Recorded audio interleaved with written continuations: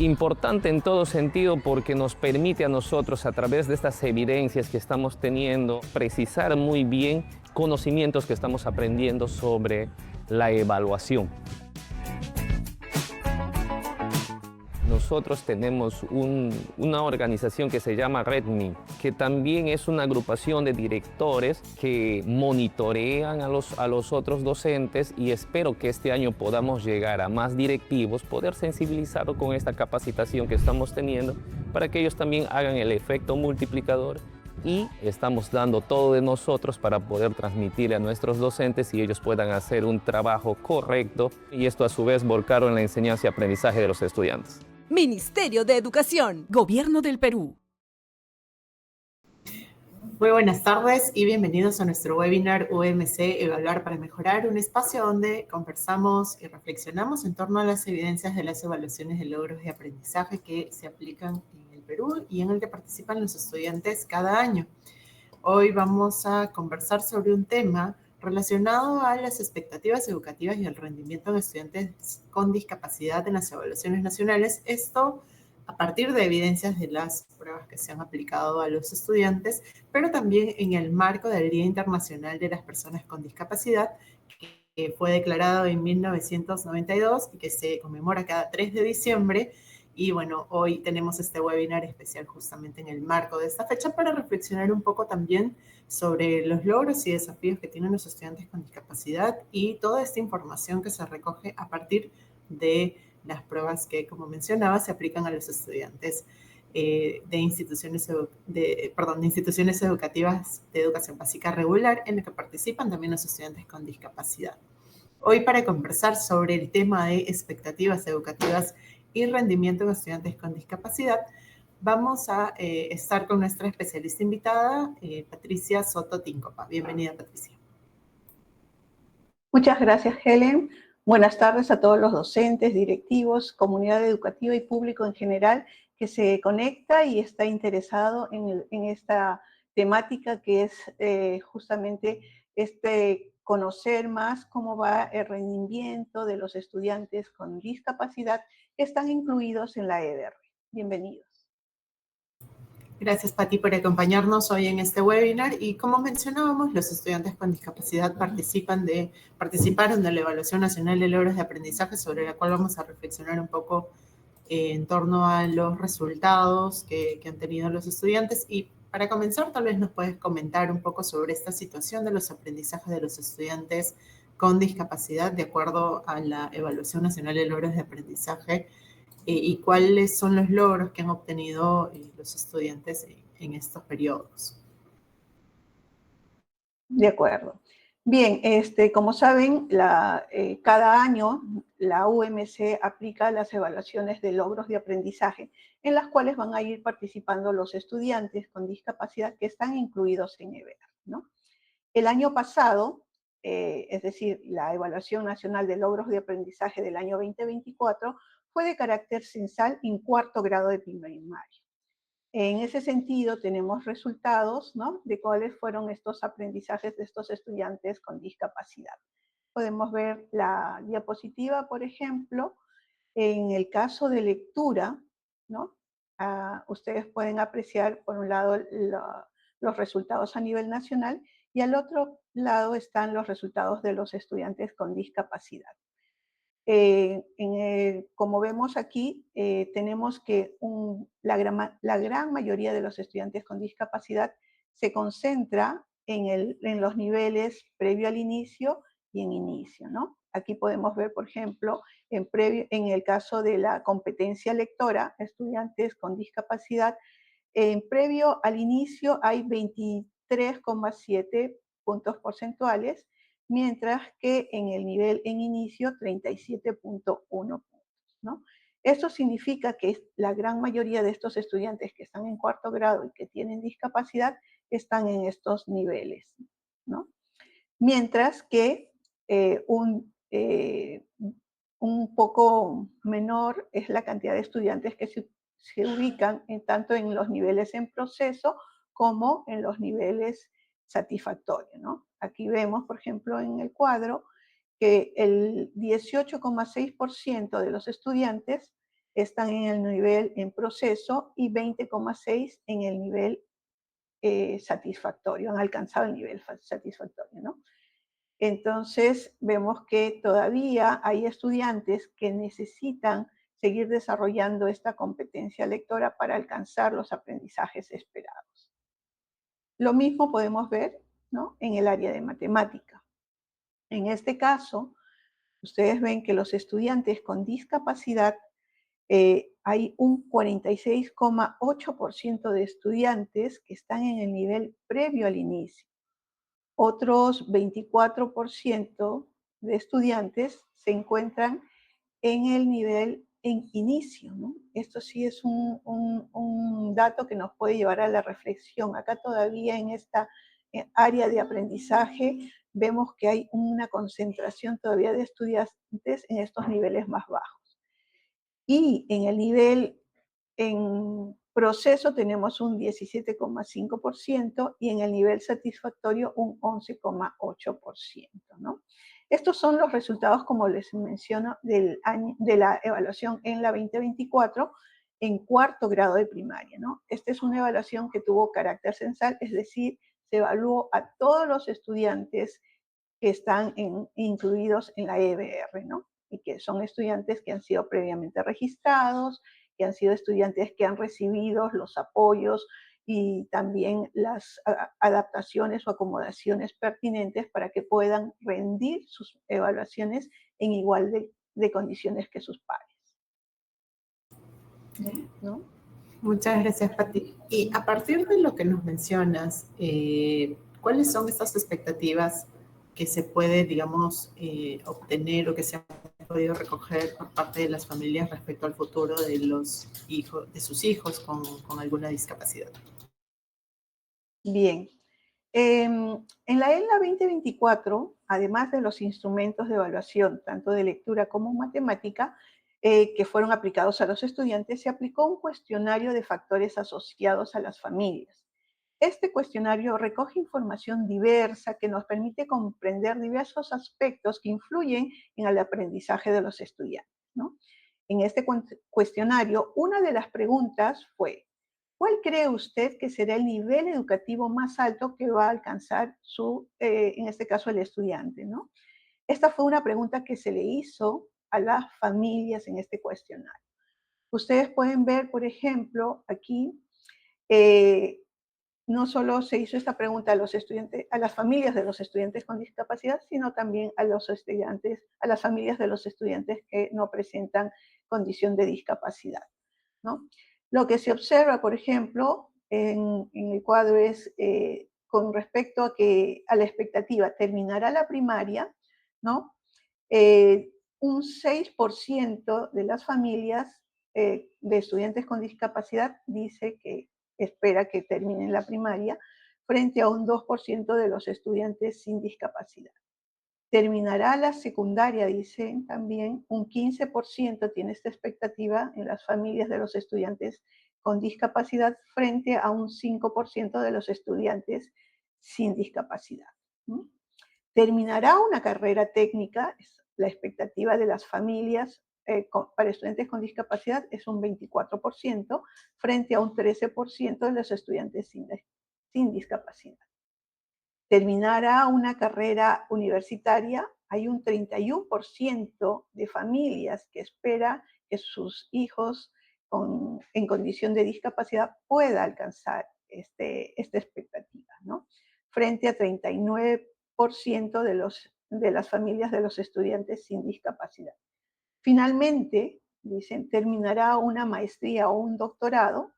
Hay un 25% de familias que tiene esta expectativa en relación a los estudiantes con discapacidad, frente a un 41% de familias en relación a los estudiantes sin discapacidad, ¿no? Como pueden apreciar, se muestran las expectativas educativas de estas familias, tanto de los estudiantes con discapacidad y sin discapacidad, ¿no? Lo que vemos es que a medida que va avanzando estas expectativas en relación a la escolaridad o a los niveles más altos de escolaridad, esta va incrementándose en cierta forma, ¿no?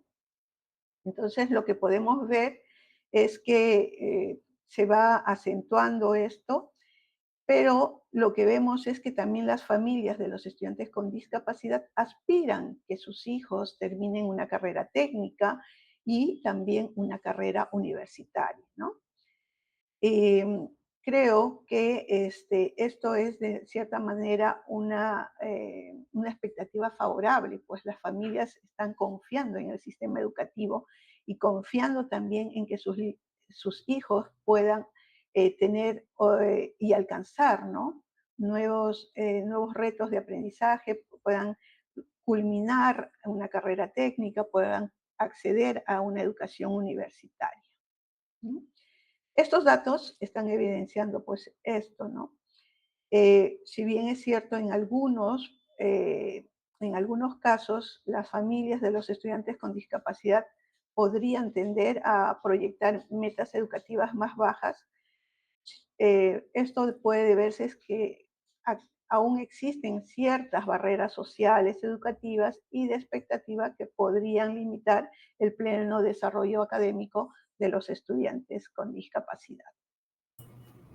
Muchas gracias, Patti. Y esto que nos comentas, hay que precisar, es a partir de las familias, en complementariedad con las pruebas, como nos mencionaba Patricia, se aplican también cuestionarios que recogen información sobre los factores asociados. Y bueno, Patricia nos estaba comentando sobre el aspecto de las expectativas que tienen las familias sobre sus hijos. ¿Han podido recoger también información sobre las expectativas de los estudiantes específicamente y cómo proyectan su futuro al concluir la escolaridad? Bueno, en este sentido, sí, si bien es cierto, en la 2024 no se pudo realizar puesto que eran estudiantes de cuarto grado de primaria y todavía quizás el cuestionado podría ser un poco complejo para ellos. Lo que sí se hizo fue en la 2023, ¿no? En este caso se evaluó a estudiantes de secundaria. Como siempre, además de los instrumentos de evaluación, siempre se aplica estos cuestionarios de factores asociados a los estudiantes, ¿no? En este caso se aplicó a los estudiantes de segundo de secundaria. En esa oportunidad hubo 185 estudiantes que presentaban condición de discapacidad, los que participaron en la 2023, ¿no? Y ellos fueron los que nos manifestaron en cierta forma a través del cuestionario sus expectativas educativas, ¿no? Podríamos aquí a verlo en el cuadro, ¿no? Vamos a verlo un poquito al detalle, ¿no? Dice, no terminaré, la pregunta era, ¿no? Un poco cuáles eran las expectativas que tenían con respecto al nivel máximo educativo que podrían alcanzar, ¿no? Los estudiantes respondían, dice, no terminaré la secundaria. En el caso de estudiantes con discapacidad había un 5,5%. Estamos hablando de solo 185 estudiantes, ¿no? Que fueron los que cayeron en la muestra, en este caso a nivel nacional. Terminaré la secundaria, hay 23,8% de estudiantes que tienen esta expectativa, ¿no? Frente a 12,8% por ciento de estudiantes sin discapacidad. Terminaré una carrera técnica, manifiesta un 10% de estudiantes frente a un 8,8% de estudiantes sin discapacidad. Terminaré una carrera universitaria, 39,4% de estudiantes con discapacidad frente a 43% de estudiantes sin discapacidad. Y terminaré una maestría o doctorado, es el 21,1% de estudiantes con discapacidad frente a 34,3% de estudiantes sin discapacidad, ¿no? Lo que podemos eh, evidenciar en este caso es que más de la mitad de los estudiantes con discapacidad, ¿no? Espera realizar estudios universitarios o superiores, ¿no? Este es un porcentaje mayoritario y está motivando que puedan continuar con sus estudios, ¿no? Sin embargo, también encontramos una preocupación importante. la proporción de estudiantes con expectativas bajas es superior en el grupo con discapacidad, ¿no? Así, el que puedan manifestar que solo culminarán la secundaria o 23,8%, ¿no? En comparación de los estudiantes sin discapacidad, que es el 12,8%, ¿no? Esta diferencia es significativa y nos habla de barreras que aún se deben superar. Gracias, Pati. Muchos estudiantes expresan, como nos has mencionado en estos resultados y en estos gráficos que hemos podido ver, que tienen este interés en seguir estudios superiores. ¿Qué nos revela esto también sobre sus aspiraciones y desde las instituciones educativas, cómo se puede acompañarlos para que, digamos, estas metas o aspiraciones que tienen los estudiantes puedan ser sostenidas en el tiempo y se fortalezcan también? Sí, estamos viendo que más de la mitad de los estudiantes con discapacidad evaluados en la ENLA 2023 nos expresan su deseo de acceder a estudios superiores, nos habla de aspiraciones elevadas y de una proyección personal que trasciende la educación básica, ¿no? Esto refleja motivación, probablemente también expectativas familiares positivas y confianza en sus propias capacidades. Frente a este panorama, las instituciones educativas tienen un rol clave para sostener y fortalecer estas metas, ¿no? ¿Cómo? Primero, brindando información accesible y oportuna sobre trayectorias formativas y profesionales posibles. Segundo, asegurar apoyos especializados y ajustes razonables a los estudiantes que les permitan un avance real en los aprendizajes. Tercero, promover una cultura escolar que valore la autodeterminación, la construcción de un proyecto de vida y que mantenga altas expectativas hacia los estudiantes con discapacidad. Y finalmente, generando alianzas con la familia, con servicios de apoyo para orientar decisiones informadas sobre la continuidad educativa que se les puede ofrecer a estos estudiantes. En conjunto, estas acciones pueden contribuir a que las aspiraciones de los estudiantes con discapacidad no solo se mantengan, sino se conviertan en metas alcanzables y sostenidas a lo largo de su trayectoria escolar. Es importante reflexionar en torno a estos hallazgos y sobre todo poder analizar no solamente los logros y desafíos que tienen los estudiantes, tanto los estudiantes con discapacidad, en esta prueba, como hemos visto, en el tiempo, porque nuestra especialista nos ha mostrado los resultados que obtuvieron en el 2024, que fue en la evaluación que se aplicó el año pasado y que entregó resultados este año, como también en la evaluación del 2023. Además, comprender junto con los factores asociados nos permite tener una mirada más integral de cuáles son estos aprendizajes que están alcanzando los estudiantes y, como nos venía comentando, también qué otras cosas o acciones implementar para fortalecer sus aprendizajes, pero también sus aspiraciones, que es el tema específico que estamos viendo hoy con nuestra especialista. Vamos a ir a ver un video, vamos a hacer una pausa y vamos a volver en nuestro segundo bloque para poder hablar un poco más sobre algunas acciones para implementar, tanto en las instituciones educativas a nivel de los directivos y docentes, para poder fortalecer y ayudar a los estudiantes con discapacidad. Volvemos en breve.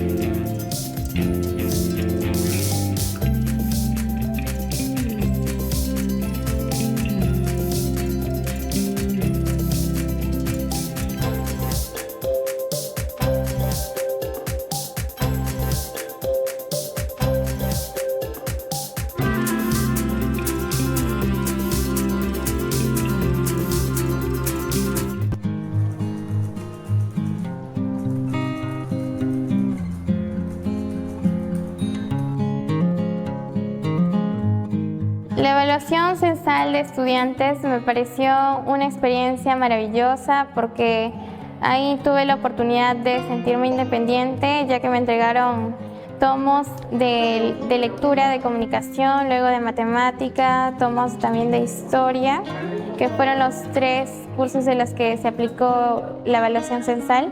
Se siente bien porque pude realizarlo sola, sin ayuda de nadie, y es algo que pocas veces puedo realizarlo.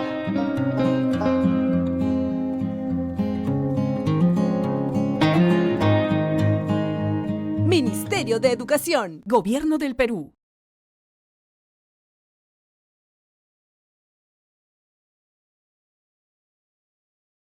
Ya. Estamos de regreso en nuestro segundo bloque de nuestro webinar de hoy, hablando sobre las aspiraciones y expectativas de los estudiantes con discapacidad. Esto recogido a partir de las evidencias en la Evaluación Nacional de Logros de Aprendizaje, una evaluación que se aplica cada año y en la que participan también los estudiantes con discapacidad, pero además nuestra invitada de hoy nos ha estado comentando sobre los logros de aprendizaje de los estudiantes y también sobre estas evidencias relacionadas tanto al aspecto y aspiraciones que tiene la familia por parte del estudiante con discapacidad, como las aspiraciones propias que tiene el estudiante con discapacidad.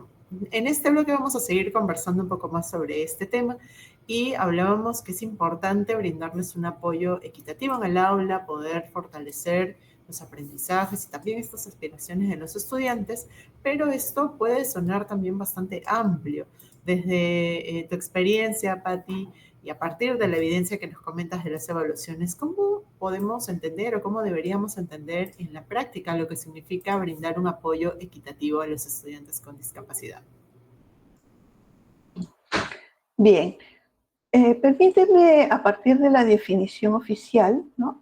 Según este Decreto Supremo número 007 de 2021 del MINEDU, los apoyos son el conjunto de medidas, de acciones y recursos que favorecen que las instituciones y programas educativos atiendan la diversidad en demandas de su población estudiantil en cada ciclo, nivel y modalidad, ¿no? Ahora bien, traducido a la práctica, un apoyo equitativo significa que cada estudiante con discapacidad reciba las medidas, acciones y recursos necesarios para participar, aprender y progresar en igualdad de condiciones que sus pares, considerando sus necesidades específicas y su proyecto de vida. Y aquí está lo clave. No se trata de ofrecer lo mismo a todos, sino de garantizar que cada estudiante cuente con los apoyos pertinentes para desarrollar las competencias del currículum nacional y sostener sus expectativas de continuidad educativa. Y Patti, ¿nos puedes dar algunos ejemplos, tal vez para que pueda quedarle mucho más claro a la comunidad educativa? De acuerdo. Algunos ejemplos concretos, ¿no? Los estudiantes, por ejemplo, con discapacidad auditiva requieren accesibilidad en la comunicación, ¿no? Algunos requerirán intérpretes en lenguas de señas peruana, apoyos o modelos lingüísticos, ¿no? Que el docente, por ejemplo, en el aula, hable siempre de frente al estudiante con discapacidad auditiva, manteniendo el contacto visual, usar un lenguaje sencillo, frases cortas y hablar de manera pausada, ¿no? El aula también debe tener una buena iluminación y, por supuesto, esta población requiere el apoyo tanto del SANE como del SAE, ¿no? En el caso de los estudiantes con ceguera, ellos necesitan materiales en braille y relieve, ¿no? Es decir, todo aquel material como textos, fichas de trabajo, deben estar en sistema braille. Los docentes deben describir, por ejemplo, los apoyos visuales que están utilizando, como láminas, eh, algún gráfico, ¿no? Para explicar las sesiones de aprendizaje o para presentar como motivación, ¿no? En el caso de los estudiantes con baja visión, hablamos de materiales ampliados en macrotipo y que tengan buen contraste, ¿no? Colores definidos que les permitan visualizar mejor. El aula también debe contar con una iluminación adecuada, por ejemplo, ubicar al estudiante con baja visión en un lugar estratégico del aula donde haya buena iluminación, ¿no? Asimismo, estos estudiantes con discapacidad visual requieren el aprendizaje de habilidades de orientación y movilidad, así como actividades de la vida diaria que les permitan tener autonomía en el día a día. Con respecto a los estudiantes con discapacidad física, necesitamos brindarles accesibilidad arquitectónica, perdón. Es decir, estas rampas que se hacen en ciertos sectores de las escuelas, veredas o para subir a un piso superior, ¿no? Las puertas de las aulas pueden ser anchas, ¿no? Tener barandas, ¿no? Que le permitan también tener una ubicación en el aula al estudiante para que le facilite el desplazamiento con su silla de ruedas si tuviera que usarla, ¿no? O si es usuario de ella, ¿no? Brindarle también asientos o sillas cómodas sobre todo, ¿no? En el caso de los estudiantes con trastorno del espectro autista, nivel 1 y nivel 2, que se encuentran incluidos en EBR, requieren estructuración del ambiente, ¿no? Darle rutinas claras, apoyos visuales para anticipar las actividades, las acciones que se desarrollan día a día en el aula. Darle algunas estrategias de regulación sensorial, ¿no? Y también de tutoría individualizada para favorecer el desarrollo de las habilidades sociales, ¿no? En el caso de los estudiantes con discapacidad intelectual, necesitan adecuaciones curriculares de acceso y cuando sea necesario, estas adecuaciones deben ser significativas. El aprendizaje esté basado en la experiencia con material concreto, ¿no? Hacer evaluaciones diversificadas y reforzar las habilidades adaptativas y de autonomía, ¿no? En resumen, hay que brindar apoyos equitativos, implica conocer a cada estudiante, qué aspiraciones legítimas tiene, ¿no? Incluido la posibilidad de estudiar en la educación superior y que la escuela debe asegurar las condiciones pedagógicas, tecnológicas, emocionales y de accesibilidad necesarias para que puedan hacerse realidad. Hablamos de fortalecer este apoyo equitativo. ¿Qué acciones pueden impulsar los directivos para que en las instituciones educativas se generen estos espacios donde los estudiantes con discapacidad se sientan acompañados en el proceso de aprendizaje? Y bueno, esto también a su vez sabemos que podría influir o contribuir a la mejora también de sus aprendizajes.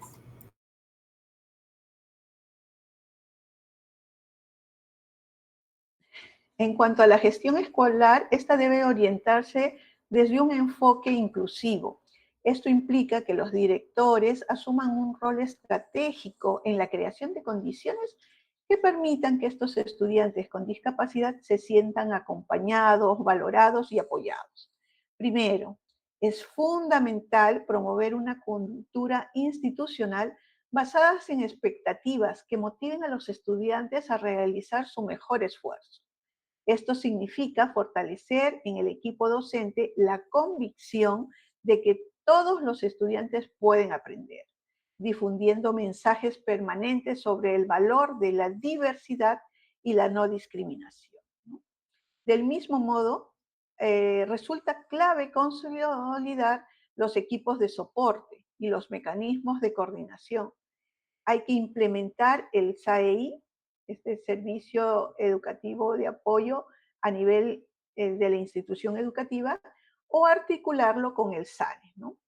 Y esto permitirá generar espacios de trabajo conjunto entre los docentes, los especialistas, las familias de los estudiantes para revisar los avances, las dificultades y los apoyos necesarios que se les deben brindar, ¿no? Impulsar esta práctica docente inclusiva requiere organizar capacitaciones permanentes, sobre todo en diseño universal para el aprendizaje, en la evaluación formativa y la atención a la diversidad. Además, hay que fomentar el intercambio pedagógico entre docentes con experiencias exitosas. Esto permite que los docentes puedan nutrirse de otros docentes y poder implementar también en sus aulas estas experiencias de acuerdo a los estudiantes que van atendiendo, ¿no? Otro componente esencial es la creación de espacios de escucha y participación estudiantil. Estas tutorías, por ejemplo, personalizadas o grupales, que permitan que los estudiantes puedan expresar necesidades, aspiraciones y su inclusión en comités o brigadas que fortalezcan también su liderazgo dentro de la escuela, dentro del aula.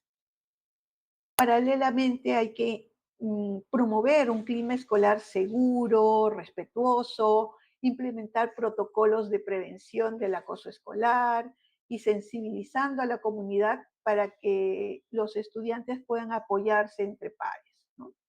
En resumen, los directores pueden transformar la cultura escolar cuando asumen el liderazgo inclusivo, que garantice estos recursos, fomente estas prácticas pedagógicas centradas en la diversidad, genere espacios de participación, acompañamiento continuo. Estas acciones permiten que los estudiantes con discapacidad no solo aprendan mejor, sino que se sientan reconocidos, seguros, capaces de alcanzar metas académicas y también metas personales. Así es importante que desde el espacio también de los directivos se pueda promover justamente estos espacios que ayude no solamente a fortalecer la práctica pedagógica, sino que además ayude al estudiante a fortalecer sus aspiraciones, pero también mejorar su rendimiento académico, como lo mencionaba nuestra especialista. Y mencionaste que es importante también el trabajo conjunto, como ya lo hemos visto, la evidencia que recogieron también en la Evaluación Nacional de Logros de Aprendizaje habla un poco sobre las expectativas que tienen las familias. En ese sentido, considerando, digamos, que estas expectativas no solamente se dan o parten de la escuela, sino también se podrían dar en las familias, ¿qué estrategias se podrían implementar para involucrar a las familias en el fortalecimiento de estas aspiraciones educativas? Bueno, en este caso, para fortalecer estas aspiraciones educativas de los estudiantes con discapacidad, es fundamental que las familias se conviertan en aliadas, sobre todo que estén activas durante todo el proceso formativo de los estudiantes, ¿no? Que tengan altas expectativas, que confíen en las capacidades de los estudiantes, ¿no? Una primera estrategia podría ser establecer espacios de diálogo con las familias, orientados a establecer proyectos de vida mediante talleres o reuniones donde se aborden temas como expectativas educativas, metas a corto, mediano y largo plazo, por ejemplo, y oportunidades formativas después de la secundaria, ¿no? Es importante guiar a las familias para que reconozcan y valoren a sus hijos, ¿no? Y que sean capaces de promover también estas altas expectativas de una manera realista en sus estudiantes, en sus hijos, ¿no? También debemos brindar información clara sobre modalidades de continuidad educativa, ¿no? Por ejemplo, becas, programas técnicos, programas universitarios que puedan, en los cuales los chicos puedan luego continuar con su formación académica, ¿no? Muchas familias desconocen quizás estas oportunidades y ese desconocimiento puede limitar las aspiraciones de sus hijos, ¿no? Otra estrategia clave es involucrar a las familias en la elaboración o seguimiento del plan educativo personalizado, ¿no? Este que se hace en las escuelas de una manera coordinada con los docentes y el SANE.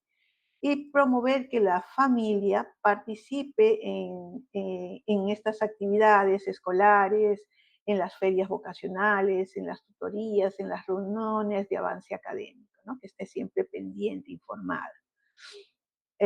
También es importante implementar redes de apoyo entre familias, ¿no? Por ejemplo, crear grupos de intercambio entre familias que tengan hijos con discapacidad similar, ¿no? Y que puedan compartir experiencias, recursos, ¿no? Incluso facilitar encuentros con familias también cuyos hijos ya se encuentran en educación superior o estén llevando cursos técnicos o formación técnica, de manera que puedan servir como modelos y también los puedan orientar, dándoles ciertas pautas para que también la familia pueda encaminar a sus hijos hacia ello, ¿no? estos testimonios suelen ser muy poderosos, ¿no?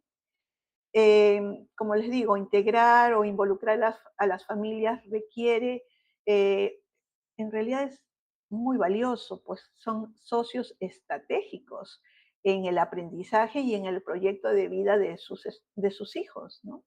Cuando cuando la escuela ofrece esta orientación, esta información clara o estos espacios de participación y acompañamiento emocional, se fortalece la confianza familiar y se genera un entorno que permite que los estudiantes con discapacidad mantengan y proyecten aspiraciones educativas altas y alcanzables. Finalmente, Pati, nos comentabas resultados de la ENLA 2024 y de la ENLA 2023. ¿Se aplica todos los años estas pruebas también a los estudiantes con discapacidad? ¿Cómo se lleva a cabo este proceso? Sí, Helen. Todos los años la OMC viene aplicando mm, las evaluaciones nacionales de logros de aprendizaje. Y en estas evaluaciones participan los estudiantes que estén incluidos, ¿no?, en los grados que se van a evaluar. Para esto, la OMC ha implementado desde hace ya varios años el registro de estudiantes con discapacidad, que se conoce como RENE, el cual es una plataforma en línea que permite contar con información, sobre todo oportuna, para poder identificar, en este caso, a los estudiantes que tienen una condición de discapacidad y que van a participar en las evaluaciones de aprendizaje de cada año. De esta forma, la UMC con esta información puede organizar de manera eficiente y precisa los ajustes que requieren las pruebas para atender de manera específica a los estudiantes que participarán en la evaluación, ¿no?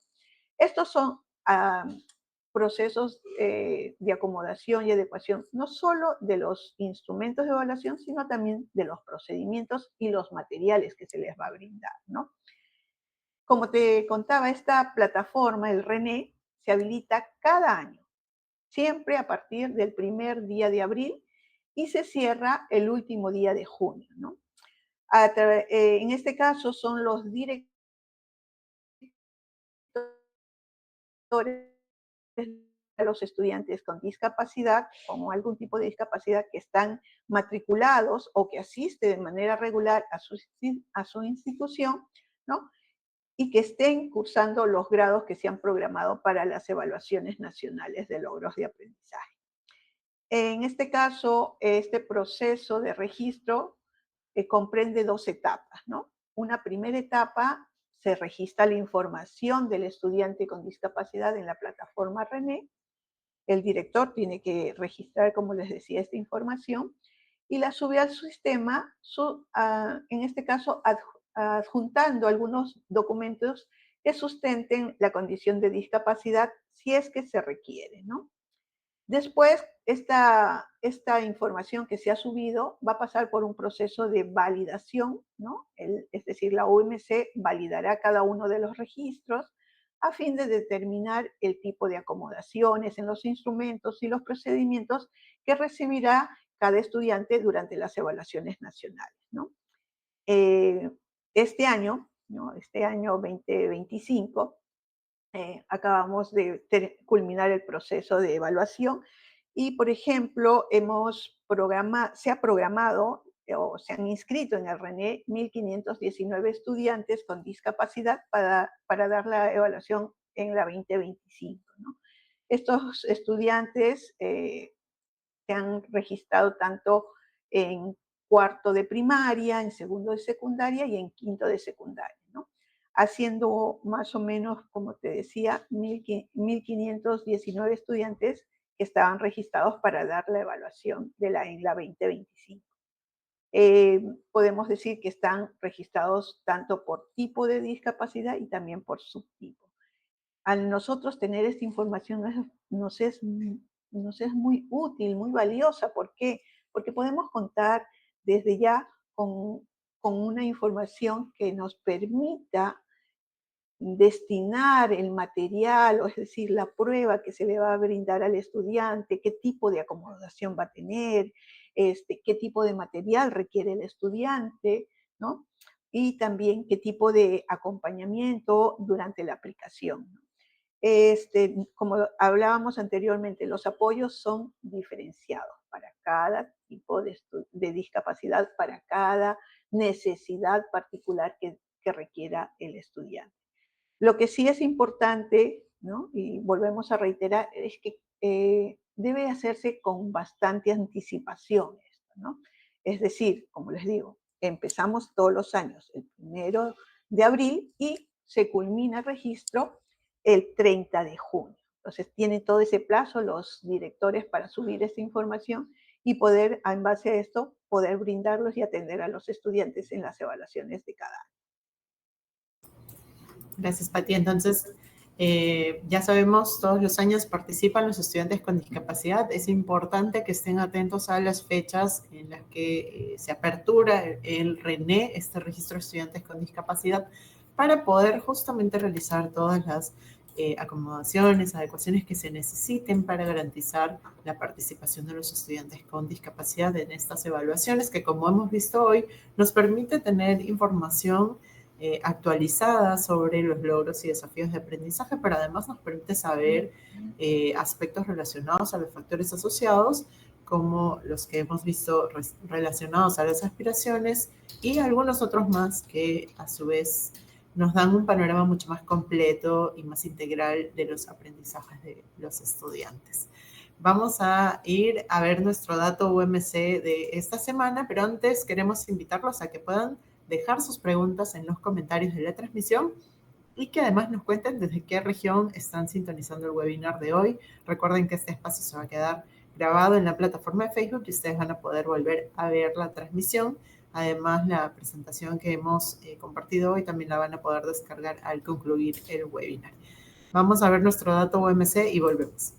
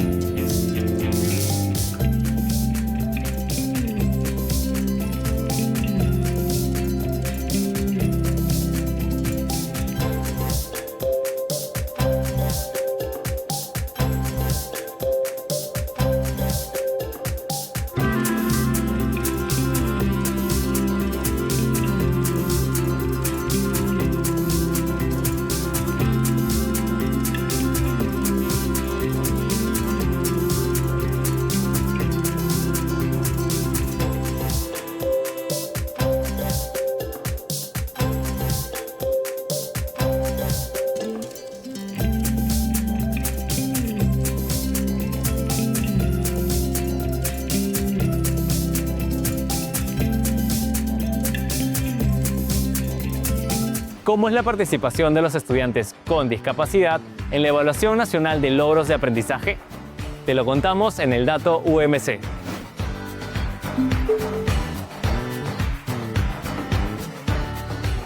Cada año se lleva a cabo el Registro Nacional de Estudiantes con Discapacidad, RENE, a fin de realizar las adecuaciones necesarias para que todos participen de la INLA. La participación de los estudiantes con discapacidad es muy importante para conocer cómo están aprendiendo y reafirmar que, cuando se les brinda apoyo, pueden seguir avanzando y alcanzar mejores resultados. Para más información ingresa a umc.minedu.gov.pe/discapacidad.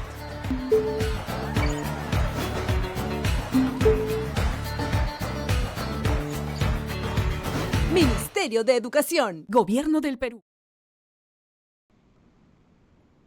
Estamos de regreso en nuestro último bloque de nuestro webinar de hoy, conversando sobre las aspiraciones y expectativas de los estudiantes con discapacidad. Esto recogido a partir de la Evaluación Nacional de Logros de Aprendizaje.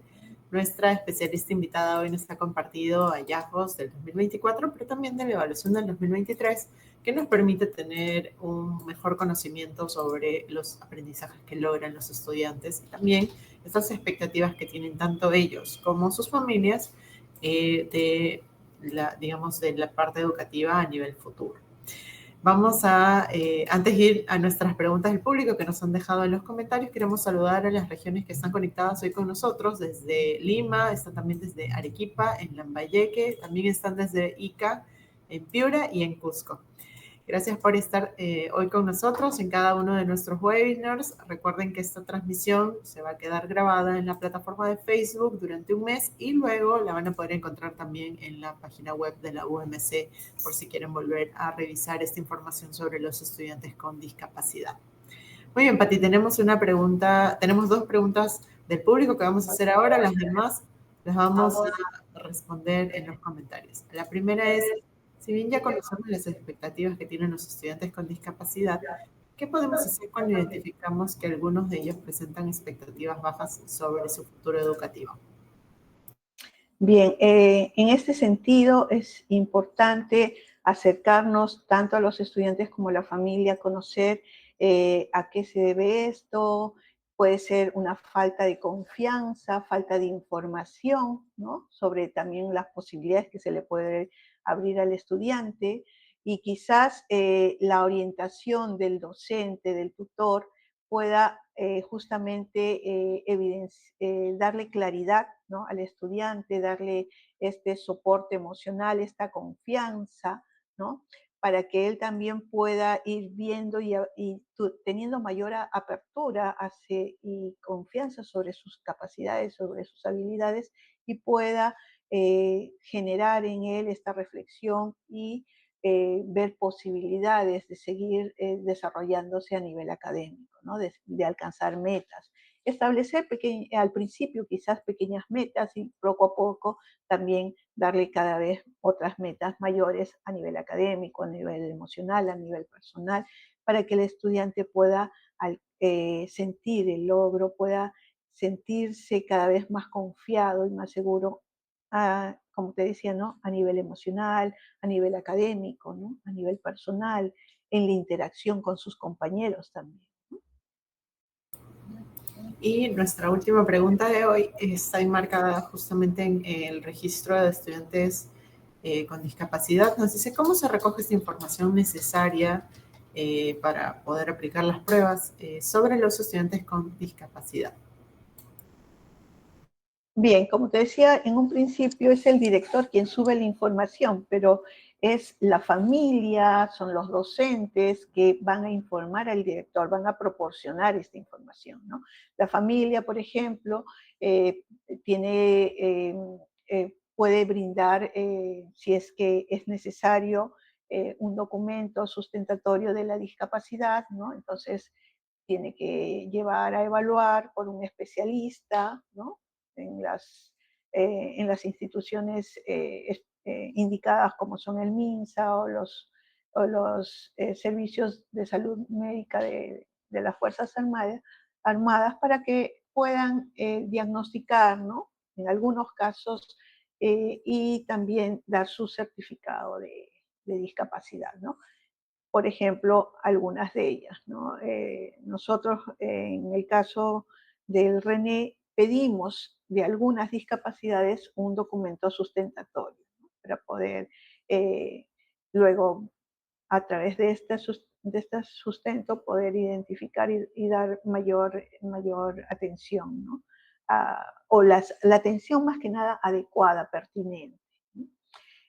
También buscamos que sean los docentes que nos brinden información sobre cómo está aprendiendo este estudiante en la clase, ¿no? Es decir, qué materiales usa o está habitualmente utilizando para realizar sus actividades de aprendizaje, eh, qué otros apoyos necesita a nivel, por ejemplo, eh, para facilitarle la interacción por ejemplo, para comunicarse, ¿no? En el caso, por ejemplo, de estudiantes del espectro autista, ¿no?, que requieran, por ejemplo, la presencia de un acompañante, de un shadow o un maestro sombra que le permita la interacción. Entonces eso, por ejemplo, para nosotros es muy valioso. ¿Por qué? Porque en el momento de la evaluación vamos a solicitar que esta persona con la cual el niño tiene familiaridad y está acostumbrado a participar durante las actividades de aprendizaje también esté presente durante la evaluación, ¿no? Y de esta manera el estudiante sienta que no se ha cambiado en su rutina, ¿no? Y pueda responder la prueba con tranquilidad y demostrar su aprendizaje sobre todo, ¿no? Y en sí, como te digo, la información que nos brinda la familia, que nos brinda los docentes, es muy importante. Esta información la recoge el director, ¿no? La sistematiza y es el director el que se encarga de subirla. Lo que es importante siempre es que la familia pueda presentar en algunos casos oportunamente algunos documentos sustentatorios, ¿no? Entonces, desde ya, por ejemplo, para el próximo año podrían ir avanzando si es que tuvieran algún estudiante o un familiar y que está incluido en EBR, ir viendo los documentos que requieren, ¿no? Para poderlo atender como se espera y como queremos que los estudiantes sean atendidos, reciban lo que necesitan y demuestren sus aprendizajes y se sientan cada vez más confiados en estos aprendizajes y también aumentar de esta manera sus expectativas. Ok, y tenemos una última pregunta que nos ha llegado ahorita de Irma Barrera. Nos dice que en algunos casos, en las instituciones educativas, digamos, se ha informado tal vez que las pruebas son para todos, pero que son iguales para todos, es decir, para los estudiantes con discapacidad como para aquellos que no tienen o no registran ninguna discapacidad. Pero ella menciona que si estos niños que tienen alguna discapacidad están inscritos en el RENE, y bueno, tal vez nos puedes contar un poco cómo es este proceso del RENE. Nos decías que necesitan un sustento, el director es el responsable para que podamos despejarle las dudas a Irma que nos está escribiendo. Bien, primero hay que ver que las pruebas, cuando hablamos de adaptaciones o acomodaciones, se basan más que nada en quizás los formatos, ¿no? Voy a darte un ejemplo. Si, por ejemplo, han inscrito a un estudiante que tiene baja visión, ¿no? Lo que se va a hacer es el contenido quizás de la prueba de los estudiantes sin discapacidad va a ser el mismo. Lo que se va a hacer es pasar este contenido a un formato macrotipo. Este formato macrotipo es aumentar el tamaño de la fuente a un Arial 24, es decir, una fuente mayor. ¿Por qué se requiere documento sustentatorio, por ejemplo, para este caso en específico? Algunas personas creen erradamente que una persona que usa, como yo en este caso, anteojos, tiene baja visión. La baja visión tiene otras características más allá de solo usar anteojos, ¿no? Entonces, ahí sí necesitamos que este documento sustentatorio para poder certificar que esta persona tiene la discapacidad y darle este apoyo, ¿no? Estas pruebas acomodadas, ¿no? En el caso de una persona que utiliza anteojos como yo, usa los anteojos y puede leer en el mismo tamaño de fuente que los demás estudiantes. Entonces, no requiere macrotipo. Entonces, mientras que hay otros estudiantes que sí lo requieren, ¿no? Y lo mismo podría pasar, por ejemplo, en braille. Una persona o un estudiante que tiene ceguera necesita de leer en braille, entonces el contenido de la prueba sigue siendo el mismo. Lo que se va a hacer es pasar este contenido de la prueba al sistema braille. Va a pasar en braille o en gráficas de alto relieve, ¿no? Dependiendo del contenido que tenga, para que esta persona lo pueda leer. En este caso, por ejemplo, muchas veces es evidente que la ceguera no necesitas más allá de un documento sustentatorio porque es muy evidente, ¿no? Sin embargo, por ejemplo, hay otra información que sí requerimos con respecto a la ceguera, ¿no? Que se recoge, por ejemplo, esta información del aula o del maestro de aula, ¿no? Por ejemplo, si el estudiante sabe o maneja el sistema braille o todavía no lo ha adquirido, ¿no? No maneja el sistema braille. Entonces, no le puedo enviar una prueba en braille a un estudiante que no sabe, que todavía no ha aprendido el sistema braille. Entonces, lo que hacemos es dar una prueba modificada, en este caso, o una prueba de lectura asistida. Durante la evaluación va a venir un aplicador que le va a leer el instrumento, ¿no? Como te digo, el contenido puede ser el mismo, pero la forma en que él va a acceder a la información va a ser a través de la lectura de otra persona, el apoyo de otra persona. Entonces, cada uno de los estudiantes, de acuerdo a esta información que está en RNE, vamos a ir haciendo estas acomodaciones, estas adaptaciones, tanto en los materiales, en los instrumentos, como en los procedimientos, ¿no? Y así con cada una de las discapacidades. Muy bien, hay que precisar también que el registro se apertura el 1 de abril, culmina el 30 de junio, pero además, aunque haya información precargada de los estudiantes con discapacidad que puede que participen en la evaluación según el grado seleccionado, ojo, porque cada año los grados focalizados son diferentes, el director también puede incorporar información sobre estudiantes con discapacidad que de repente no están en el registrados o preregistrados en el RNE, pero además el director puede ingresar esta información. Sin embargo, recalcar lo que menciona nuestra especialista invitada hoy, es importante, en algunos casos se va a solicitar sustento dependiendo del tipo de discapacidad.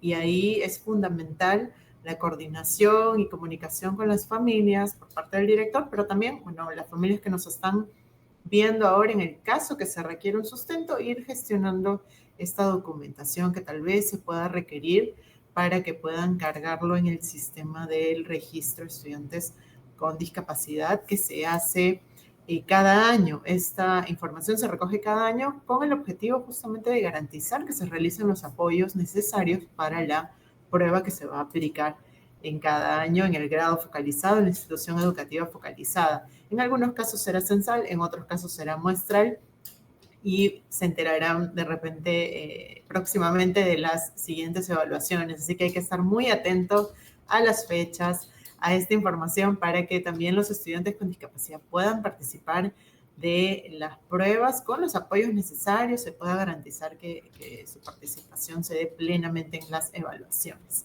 Entonces, esperamos haber respondido un poco sus dudas. Igual nos pueden dejar en comentarios si tienen alguna otra pregunta sobre el tema de hoy, que hemos visto las aspiraciones y expectativas de los estudiantes con discapacidad, justamente en el marco del 3 de diciembre, el Día Internacional de las Personas con Discapacidad.